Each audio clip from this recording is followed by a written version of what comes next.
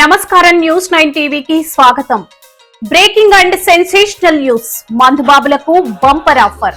Social మీడియాని shake చేస్తున్న ఒక సెన్సేషనల్ అండ్ కిరాక్ న్యూస్ తో మీ ముందుకొచ్చాం. మందుబాబులకు ఇంతకంటే కిక్కిచ్చే వార్త ఈ మధ్య కాలంలో మరొకటి రాలేదంటే నమ్మండి.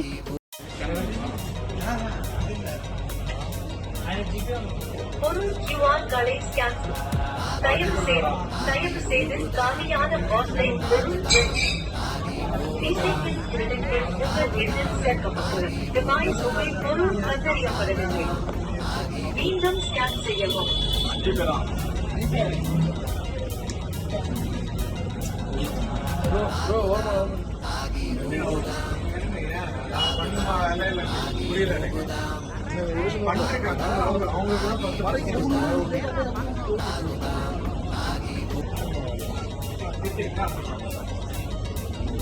பொருள் QR கார்டை ஸ்கேன் செய்யவும்.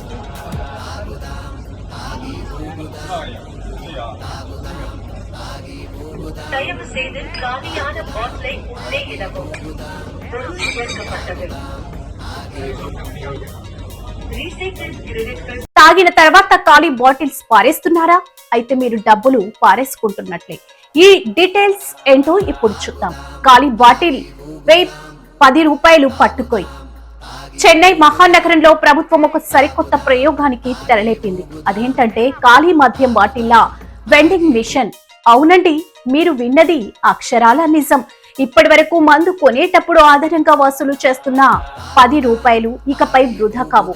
మీరు చేయాల్సిందల్లా ఒకటే, కిక్ ఎక్కాక ఆ ఖాళీ బాటిల్ ని జాగ్రత్తగా తీసుకెళ్లి ఈ కొత్త వెండింగ్ మిషన్ లో డిపాజిట్ చేయడమే. అంతే, తక్కువ మీ 10 రూపాయలు మీకు రిటర్న్ వచ్చేస్తాయి. అసలైన ట్విస్ట్ ఇక్కడే ఉంది భయ్యా. ఇదంతా విన్నాక మందు ప్రియుల బుర్రలో వెంటనే మెదిలే ఒక్క రేంజ్ డౌట్.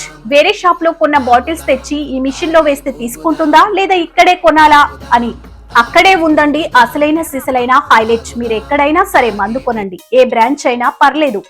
ఆ ఖాళీ బాటిల్ ని తెచ్చి మిషన్ లో వేస్తే చాలు, మీ 10 రూపాయలు మీకు వాపస్ గ్యారంటీ.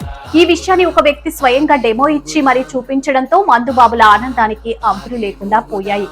వాళ్ళ సందేహాలన్నీ పటాపంచలయ్యాయి. ఇంటర్నెట్ ను ఊపేస్తున్న వైరల్ ట్రెండ్ ఎలా వాడాలో వివరిస్తూ వచ్చిన ఈ వీడియో ఇప్పుడు సోషల్ మీడియాలో వైరల్ సెన్సేషన్ గా మారింది.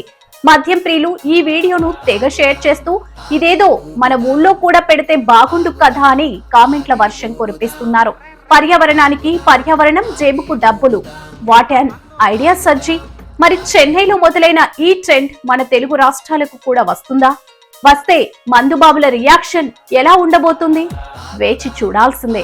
ఇలాంటి మరిన్ని సెన్సేషనల్ అండ్ ఎక్స్క్లూజివ్ అప్డేట్స్ కోసం చూస్తూనే ఉండండి న్యూస్ 9 టీవీ.